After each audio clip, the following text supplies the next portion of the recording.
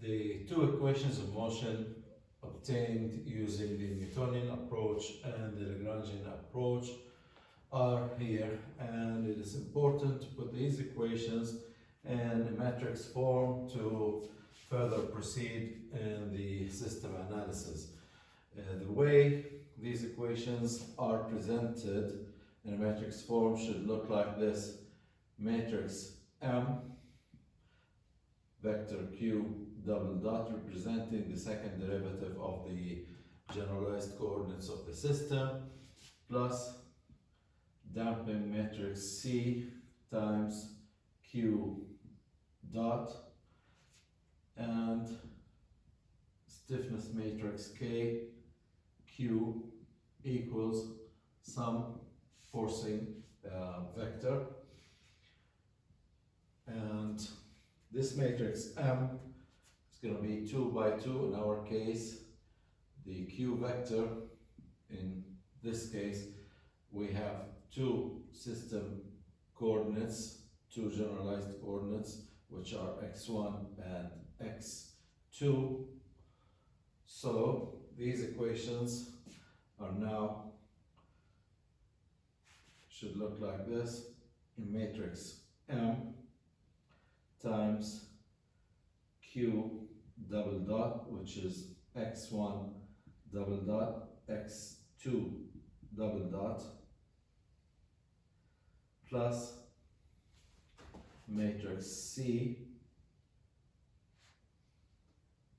times Q dot, which is x1 dot x2 dot, plus matrix K times Q, which is x1 and x2, equals the vector F. Now let's fill up these matrices. The first matrix and the M matrix, what multiplies the first row should be the first equation of motion. So what multiplies x1 double dot in the first equation of motion is m1. X2 double dot does not appear, so that's 0. What multiplies x1 dot is c1 plus c2, and for x2 dot we have negative c2, and what multiplies x1 is k1 plus k2,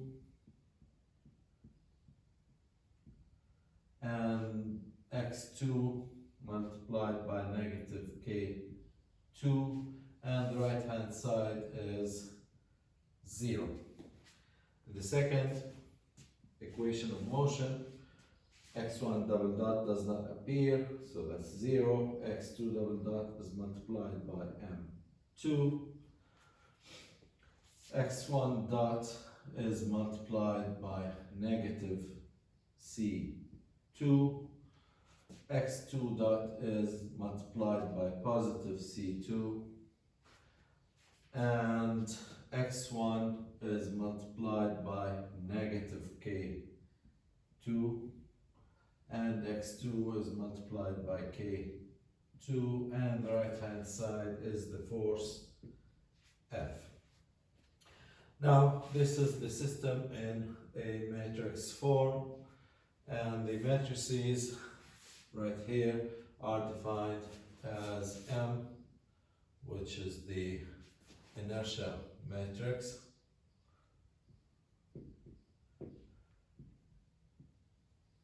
it's the inertia matrix of the system. C is the damping matrix, damping matrix, and K is the stiffness matrix,